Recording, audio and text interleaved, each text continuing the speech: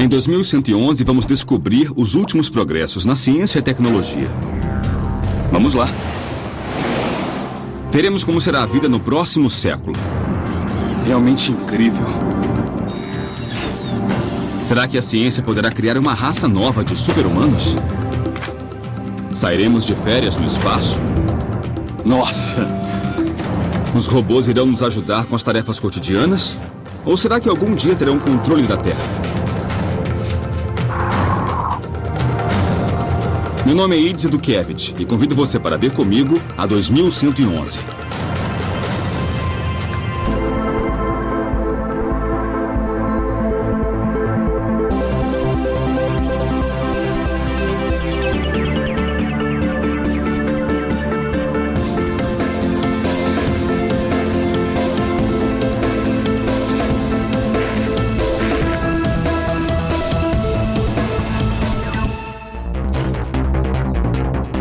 Talvez não tenhamos percebido, mas os robôs já fazem parte de nossa vida. Estão em nossos lares, fazem as tarefas cotidianas, fabricam os nossos carros e até começaram a guerrear por nós. Isso poderia ser considerado uma conspiração global, a forma como a inteligência artificial já está incorporada ao nosso mundo e como dependemos dela. Um dia os robôs evoluirão tanto a ponto de terem uma mente própria, de serem como os humanos. Chegará o dia em que eles controlarão o mundo. Nesta viagem contarei com futurólogos, especialistas que se dedicam a predizer como a tecnologia nos afetará no futuro. Nós não percebemos como a inteligência artificial já move grande parte da nossa civilização. Daqui a 10 anos, 20 ou até 100 anos, eles vão fazer parte da nossa vida de muitas, muitas formas. E ninguém vai se surpreender quando vir um ciborgue do seu lado.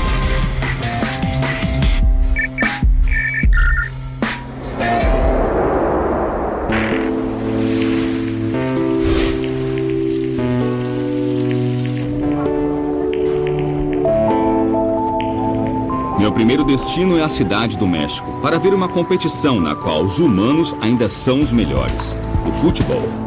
Esta é a 5ª RoboCup. Os melhores robôs do mundo se enfrentam em uma partida de futebol, um jogo que os engenheiros de robótica levam muito a sério. Cientistas acreditam que em 2050, uma equipe de robôs humanoides jogará contra o último campeão da Copa do Mundo, e os robôs irão ganhar. Um dos favoritos do ano é o Dot Max, um time de robôs de 60 centímetros que disputa o título pela 5ª vez consecutiva. O líder humano do time é o Dr. Juan Manuel Ibarra, que está muito confiante. O que o senhor considera um bom robô? Consideramos que um robô é bom quando pode realizar um mínimo de funções, como os movimentos de chutar a bola, levantar e cair, andar e correr de frente, de costas e de lado.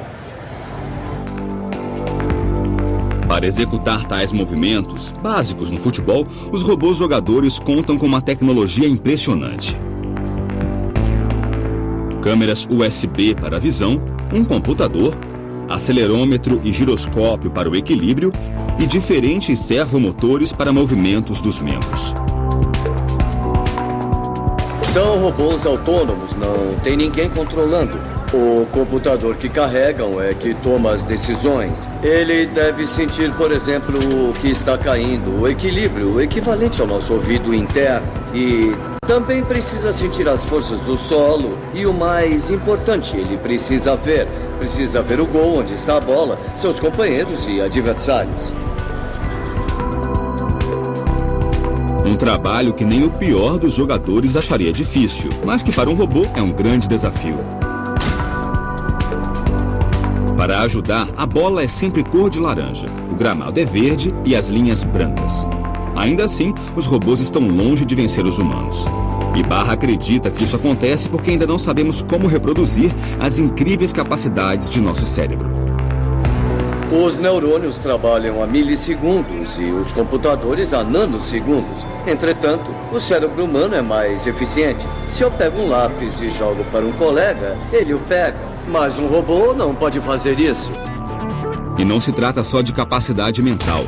Os robôs também devem melhorar a mecânica para competir conosco. Se um dia tiverem um esqueleto eficiente como o nosso, leve, resistente e ativado por músculos, aí sim teremos um robô semelhante a nós.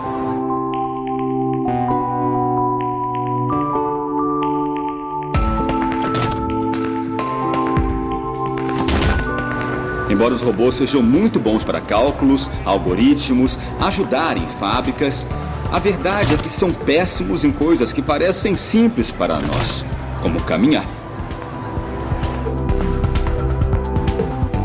O problema, a questão de locomoção é um problema extremamente complicado, não é um problema trivial.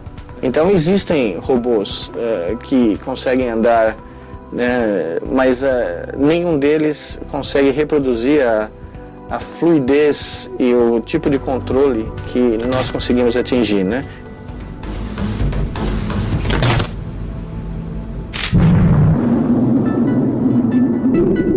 Os robôs ainda não dominam a arte de caminhar, mas mesmo assim vão longe.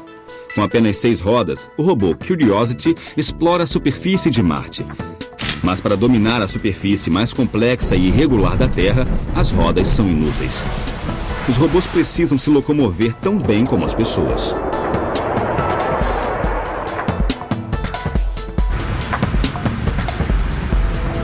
A minha viagem para investigar se algum dia os robôs irão andar ao nosso lado continua nos Estados Unidos. Eu vou ao Instituto Politécnico de Worcester, nos arredores de Boston, investigar uma possível solução do problema do caminhar. Conhecerei Eduardo Torres, um engenheiro que acredita que a solução do problema esteja em robôs mais sensíveis.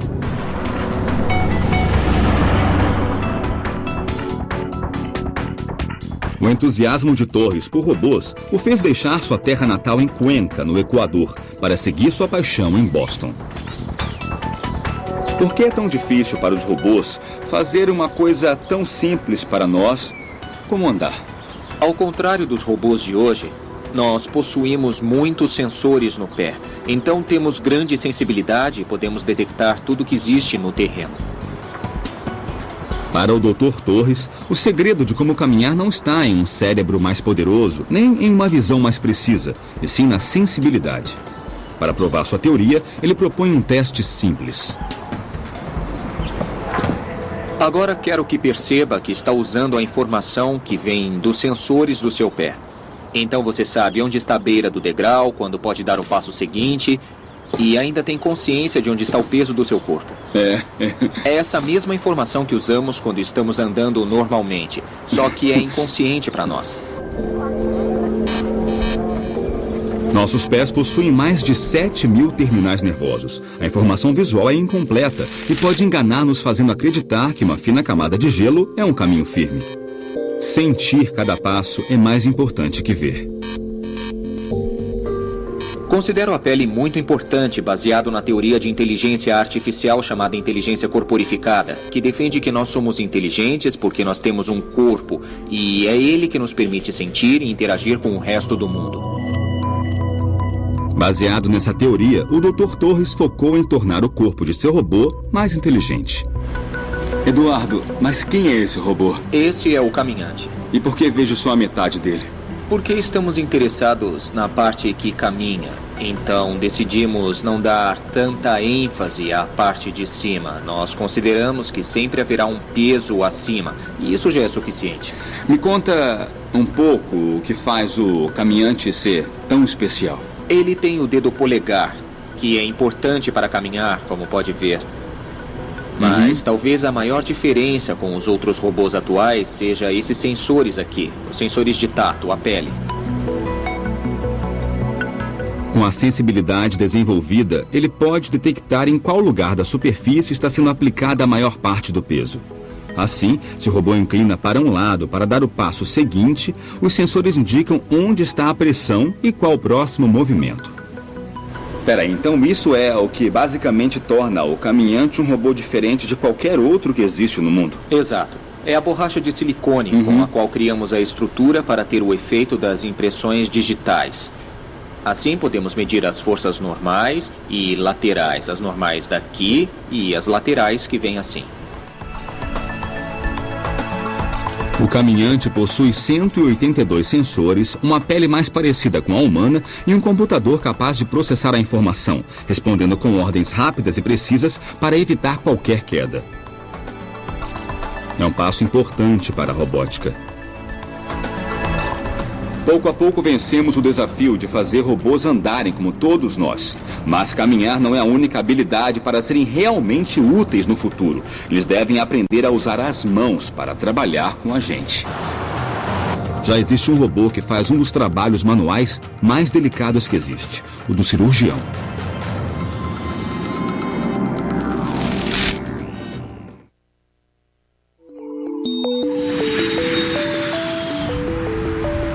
Minha viagem em busca do robô mais parecido com os humanos me leva a Buenos Aires, na Argentina, onde existe um robô que supera a habilidade da mão humana. Ele é tão bom que foi batizado de Da Vinci. Um dos especialistas que opera com ele é o Dr. Venceslau Villamil, no hospital italiano da cidade de Buenos Aires. O fato de utilizar mãos robóticas nos permite muitas vezes chegar a lugares de difícil acesso, muito pequenos ou distantes, com ótima visão e ótima manobrabilidade. O robô possui 4 braços, um para as câmeras, 2 que reproduzem os movimentos do cirurgião e o 4º que ocupa o lugar do assistente de cirurgião. Bom dia, Leti. Bom dia, Loren. Como é que tá? Tudo bem. Tudo pronto? Tudo. Como é que tá? Legal. Durante a cirurgia, o cirurgião responsável não precisa estar estéril, não precisa se lavar nem colocar luva. E o controle do robô pode até estar fora da sala de cirurgia. No controle, o médico vê através do sistema binocular do robô Da Vinci, que transmite as imagens de 2 câmeras, uma em cada olho.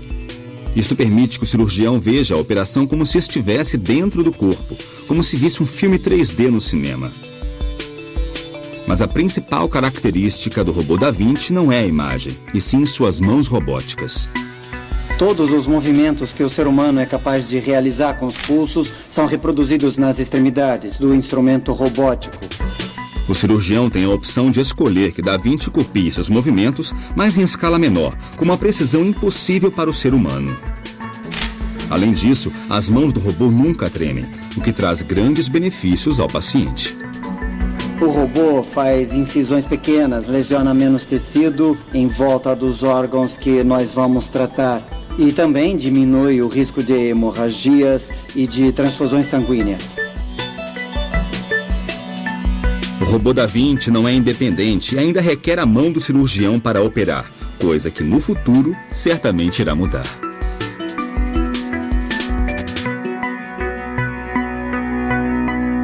Com o tempo, programaremos os próprios robôs para que sejam independentes.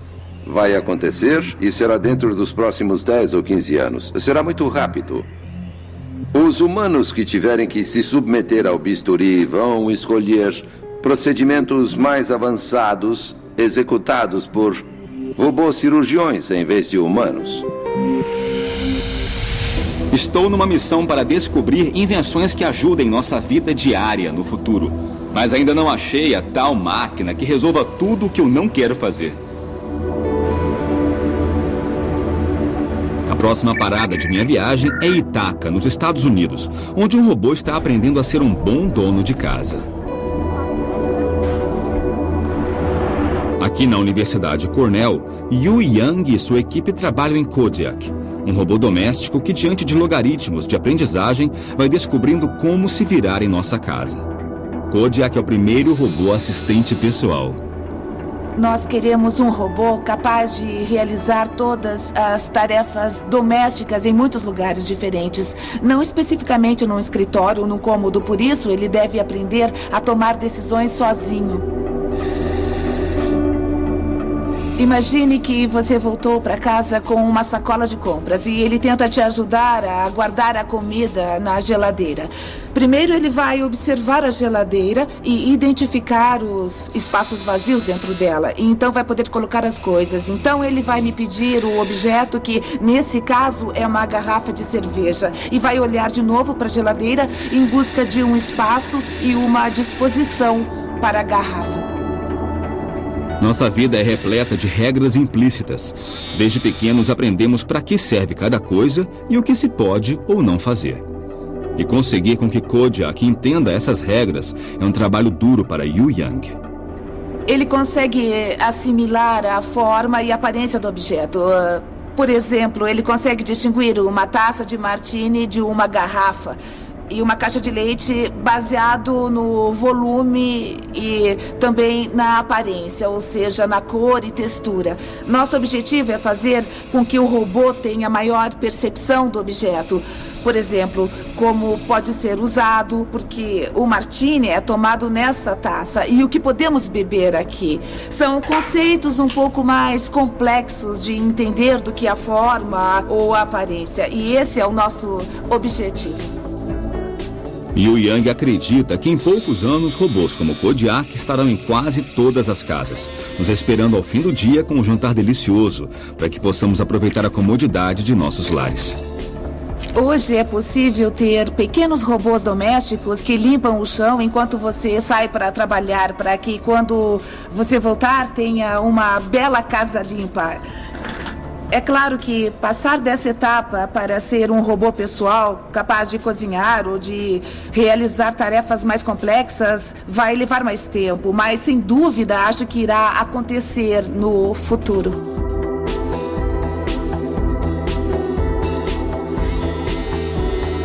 Queremos criar robôs capazes de imitar os humanos, de ajudar os humanos e melhorar nossa qualidade de vida.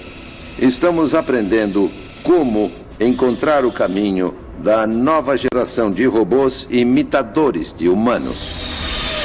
Parece que nosso sonho de ter ajudantes mecânicos em casa está mais perto do que imaginamos. Mas os robôs podem ir além do que só lavar pratos. Na verdade, não é um futuro tão distante. Há um robô que trabalha tão bem que a NASA já o contratou para trabalhar no espaço.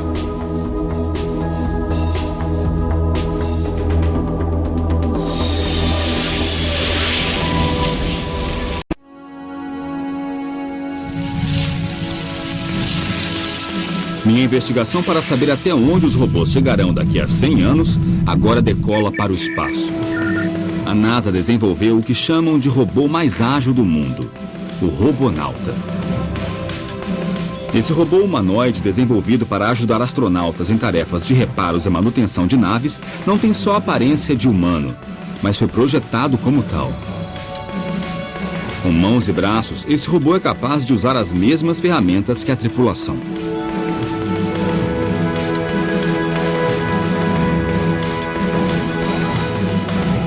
O Robonauta já trabalha na Estação Espacial Internacional, mas por enquanto fica somente no interior da nave ajudando no laboratório.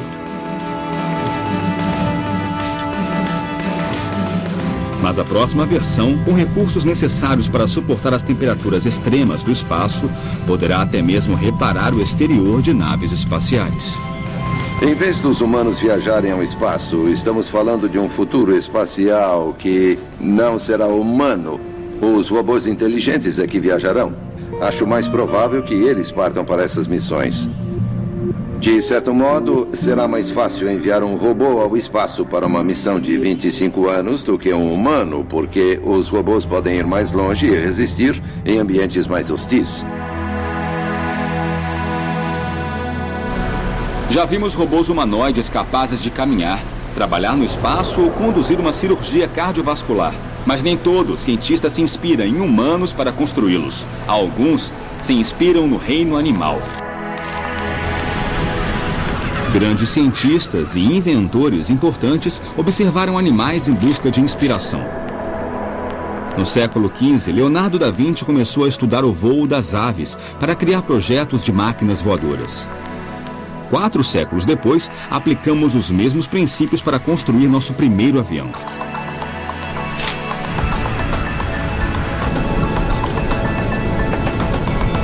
Agora, essa busca inspirada na natureza nos leva para os arredores de Nova York. John Long é fundador do Laboratório de Pesquisa de Robótica do Vassar College.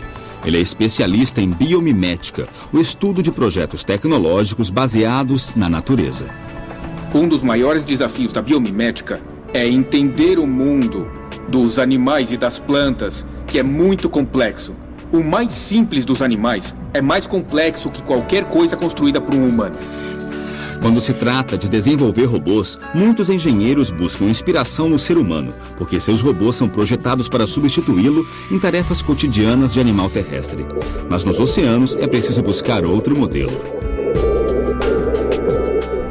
Não vou construir um robô do Michael Phelps. Sabe, que nade e explore por mim. Para isso, eu vou querer um robô tubarão. Assim, a ideia de unir a biologia, a robótica, se torna mais poderosa. Estamos interessados num mundo que conhecemos pouco. Hoje nós sabemos mais da superfície da Lua do que sobre o fundo do oceano. Para aprimorar os movimentos de seus robôs nadadores, Long estuda o esqueleto dos tubarões, já que a coluna vertebral desses animais é peça-chave dentro de seu poderoso sistema de propulsão, o sistema que o professor quer recriar.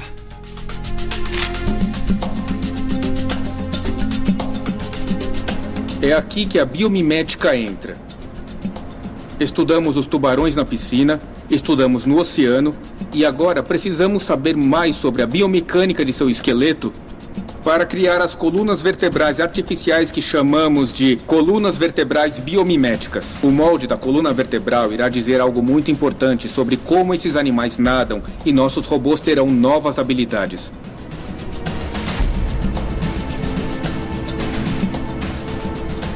Removemos a coluna vertebral do tubarão e fizemos testes biomecânicos para estudar sua resistência, quanta energia armazena e qual seu nível de propulsão.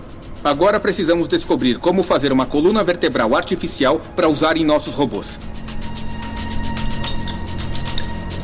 Para criar a réplica, ele usa uma gelatina firme que imita a consistência da cartilagem do tubarão.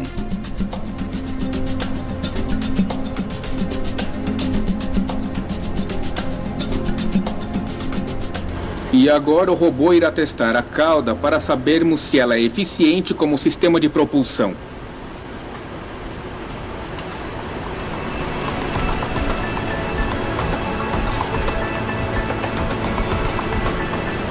O objetivo é testar se a coluna vertebral artificial oferece a propulsão esperada para ser aplicada em novos robôs que poderão se mover no oceano. A mobilidade não é a única dificuldade a ser superada no desenvolvimento de um robô aquático eficiente. Os sistemas de posicionamento e comunicação no fundo do mar também são desafios da navegação submarina. Há muitos laboratórios em todo o mundo que buscam no meio aquático sistemas de sensores inspirados na biologia para serem incorporados a seus robôs na navegação submarina. Exemplo disso é a Festo, que se inspira na natureza para a comunicação inteligente entre robôs. Os aquapinguins são resultado de muita pesquisa. Esses pinguins biônicos são capazes de se orientar sozinhos graças a um sistema sonar 3D que, como nos golfinhos, permite que se comuniquem com o ambiente e com outros pinguins robóticos.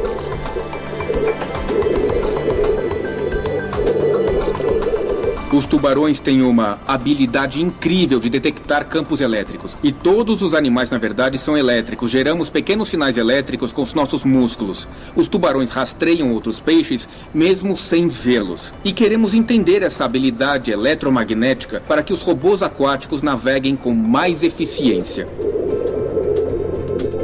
O tubarão possui esse sexto sentido graças a uma rede de células eletrosensoriais que permite detectar um sinal tão fraco como a eletricidade gerada por uma contração muscular. Isso também lhe permite detectar o campo magnético terrestre e usá-lo na navegação. Os engenheiros estão muito interessados porque enxergam formas de ampliar nosso conhecimento através dos animais aquáticos. E o porquê disso? Porque eles querem novas habilidades para os humanos. Eles querem habilidades dentro da água. Muitas coisas que desconhecemos acontecem na água. E nós, humanos, temos que ir até lá. Para isso, temos que ter máquinas inteligentes. Máquinas inteligentes como os robôs biomiméticos.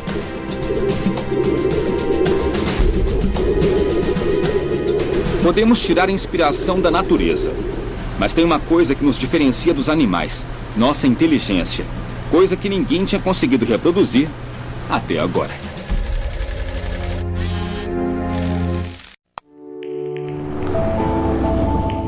Para entender como os robôs podem se adaptar às nossas vidas, minha viagem me leva ao Japão.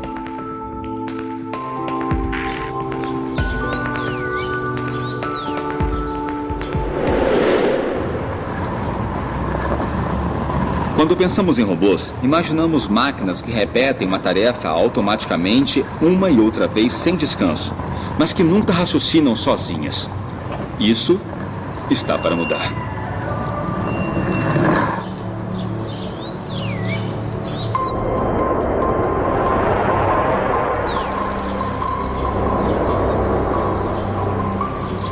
Aqui na Universidade de Tóquio, eles estão programando um robô para aprender aos poucos o que é conhecido como aprendizagem incremental.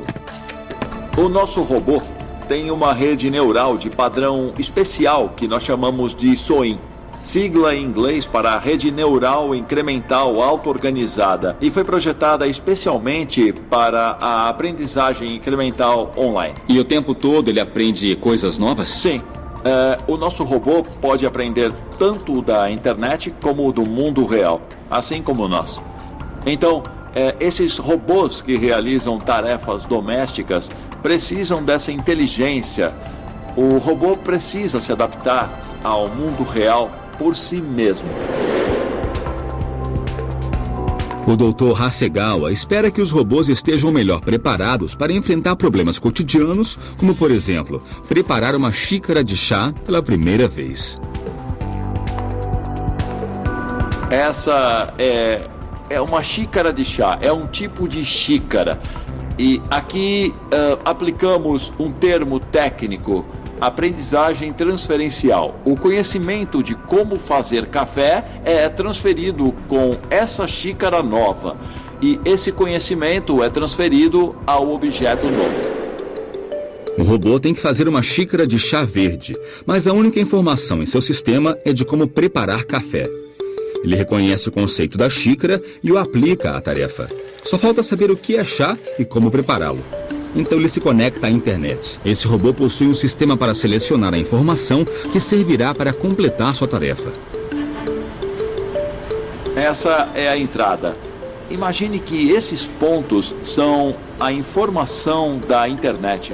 Então existem comentários no Twitter, comentários no Facebook e coisas desse tipo. Existem muitas informações em toda essa rede. Essa é uma zona de ruído. O sistema SOIN filtra esse ruído e depois ele estuda a forma e conta o número de grupos. Ao organizar a informação em grupos, ele consegue determinar qual é a mais útil.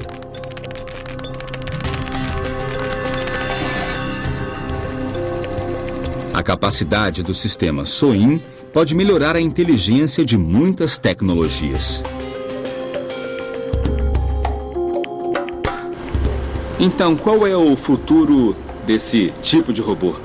O sistema SOIN pode ser implantado em robôs, também em carros, em lares e em muitos equipamentos. Então, no futuro, nós queremos fabricar um cérebro artificial próprio. Esses cérebros artificiais já estão entre nós. E as tecnologias novas, como a SOIN, farão com que robôs sejam cada vez mais inteligentes e capazes. Quando falamos em robôs, no que pensamos? Pensamos numa tecnologia capaz de tomar decisões, suas próprias decisões. E isso já existe ao nosso redor. Mas no caso de robôs totalmente independentes, capazes de tomar decisões, creio que estamos bem perto disso. Acredito que em 2030 estarão pensando sozinhos. Igual ou melhor que os humanos, eles terão um raciocínio semelhante ao nosso, porém mais rápido, terão memória melhor, combinando as vantagens naturais dos computadores de hoje, memória perfeita e alta velocidade, com os aspectos criativos, sutis do pensamento humano. Para conseguirem reproduzir a sutileza e a complexidade do cérebro humano, os engenheiros de robótica percorrem muitos caminhos. Aqui no Japão, outro criador de robôs acredita que o segredo para atingir essa grande meta é começar pelos menores.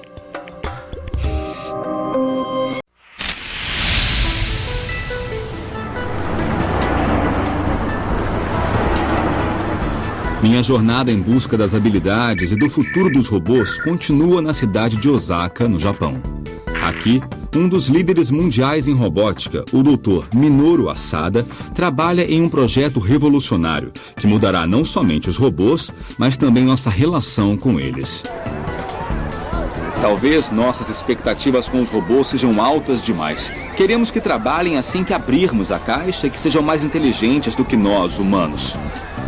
O Dr. Asada, da Universidade de Osaka, no Japão, se inspirou no modo como os nossos filhos aprendem. Passamos horas ensinando desde andar até como se comportar. E ele acha que se fizermos o mesmo com os robôs, eles aprenderão e se comportarão mais como nós, humanos. Para provar sua teoria, o Dr. Asada tem um laboratório repleto de robôs de diferentes idades. Ele me mostra o mais novo. Há vários robôs. O primeiro é Neone. Seu nome vem de neonato ou recém-nascido. Em vez do robô ser pré-programado ao aprender da internet, Asada está desenvolvendo uma técnica que ele chama de aprendizagem espelho. Então o Neone vê um humano fazer uma coisa e imita. Isso mesmo. Nós estudamos como o feto, a criança ou o bebê, se desenvolve através da interação com seus cuidadores, e nós queremos aplicar esse modelo também aos robôs no futuro. Então irão se espelhar em nós, vão agir como humanos e talvez pensar sozinhos? É isso? Isso mesmo, e um dos objetivos do projeto é desenvolver robôs semelhantes aos humanos como um espelho ou algo assim. É isso, entendeu? Neone pesa somente 3 quilos, tem sensores táteis, câmeras para visão, microfones para ouvir, processadores e memória que lhe permite aprender. Como recém-nascido, começa a vida sem saber engatinhar ou andar. Ele deve aprender tudo com os humanos ao seu redor, mas uma vez que aprende, nunca mais esquece.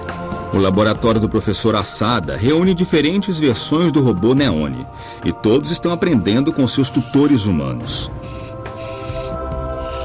Não é exatamente como os nossos bebês, mas para humanizá-lo, vou ensinar como abraçar.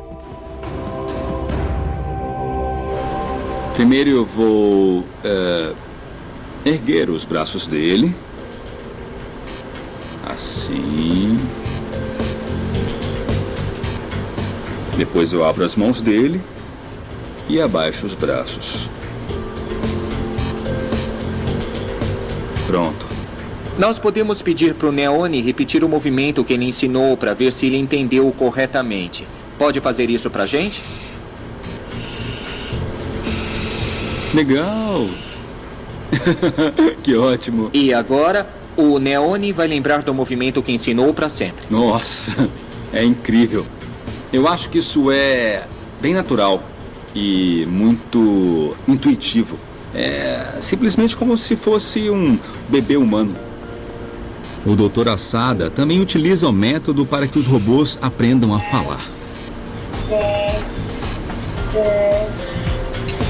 Estes aqui são só robôs com voz. Nossa. É. Tá, vamos ver. É isso mesmo. Olha só. Sei. O cuidador se encarrega de ensinar e a criança, além de imitar o som, ainda organiza as vogais japonesas em categorias como A, I, U, E, U.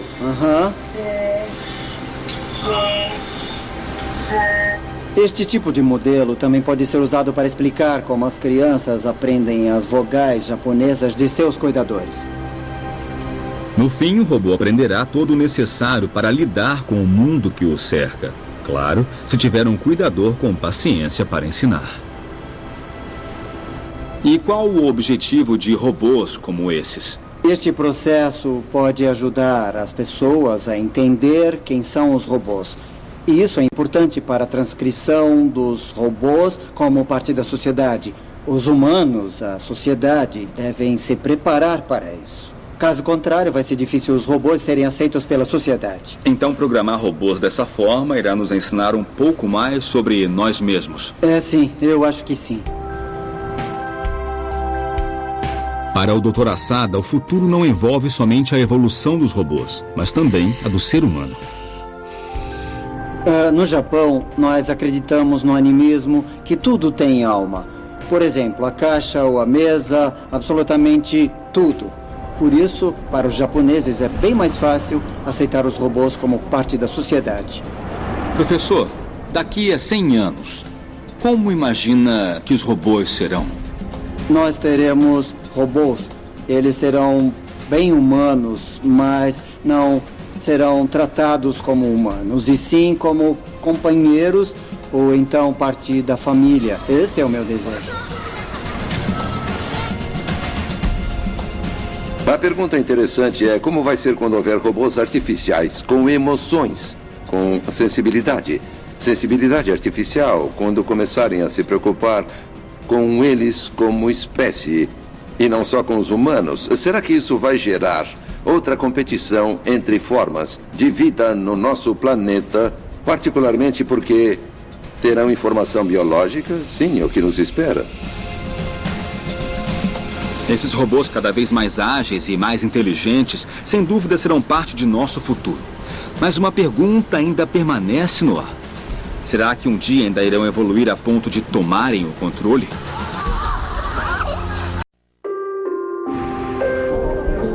Minha busca para saber até que ponto os robôs farão parte de nossas vidas me leva, por fim, à Universidade Cornell, nos Estados Unidos.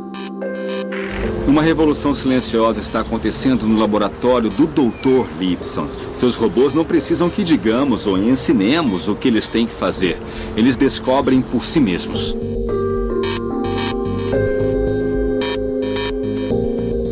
Há duas escolas. Em uma, o programador ou um engenheiro pensa em todas as coisas que podem falhar, em todas as possibilidades e pré-programa todas essas situações no robô. A outra opção, a que a natureza escolheu, é deixar que o robô aprenda por conta própria.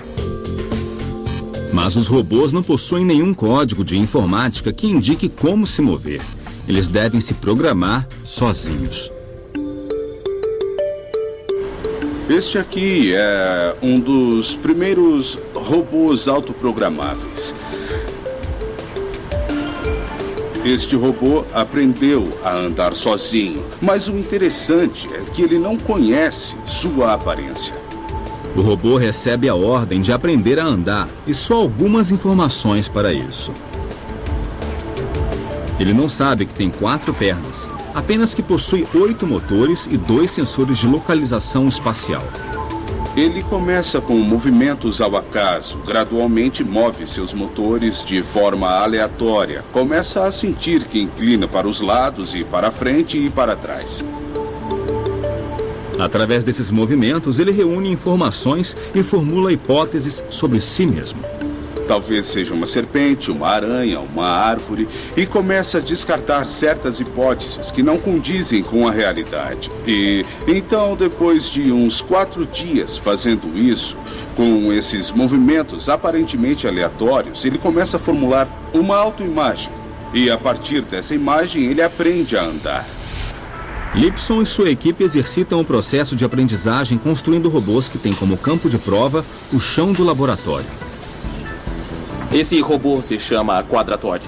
A palavra Todd em inglês nos remete a toddler, que é um bebê em desenvolvimento, que não sabe nada, não sabe andar. Agora a gente vai mostrar os primeiros passos. Essa aqui é a primeira geração, como vocês veem. Está na primeira fase, começando a aprender a andar e não anda muito bem. No primeiro grupo de passos, de padrões para andar, talvez um se mova 2 centímetros e o outro 5.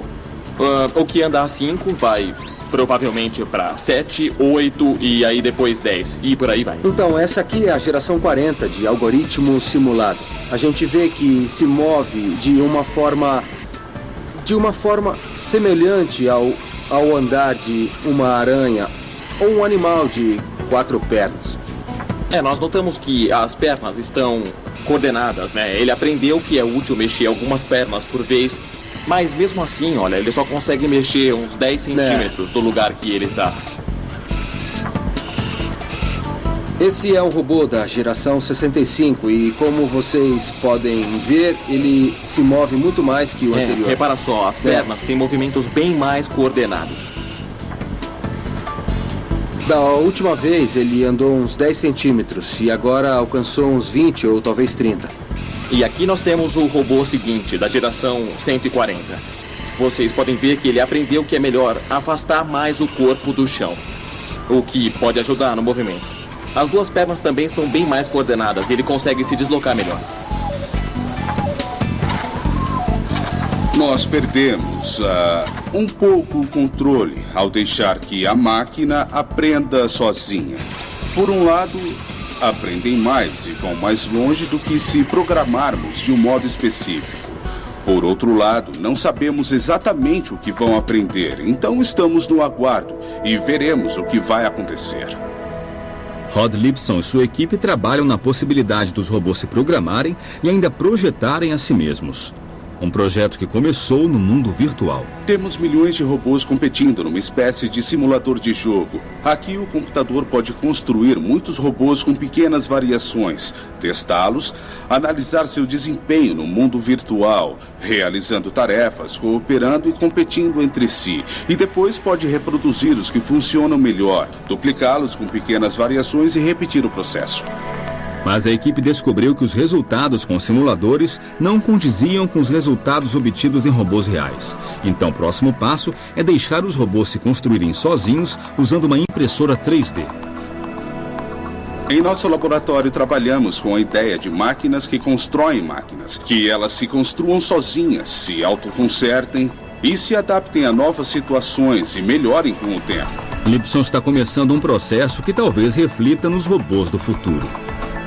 Uma vez nesse ponto, os computadores poderão fazer seus próprios projetos e ficarão cada vez mais inteligentes ao projetar sua própria geração seguinte. Talvez dentro de 50, 100 ou 200 anos tenhamos máquinas com um nível de inteligência semelhante à dos humanos, ou talvez superior a ela em certos aspectos.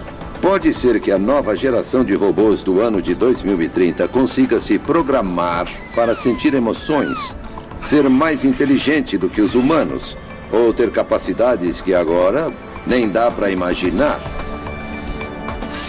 Nessa jornada, conheci robôs que aprendem, robôs que se autoprojetam e constroem a si mesmos. Não sei se os robôs tomarão controle do mundo daqui a 100 anos, mas estou certo de que eles serão parte essencial de nossas vidas e serão cada vez mais inteligentes e mais fortes. Mas o que eu também tenho certeza é de que os engenheiros do futuro sempre terão um botão para desligá-lo ao alcance da mão. Dessa forma, quem estará no controle seremos nós humanos.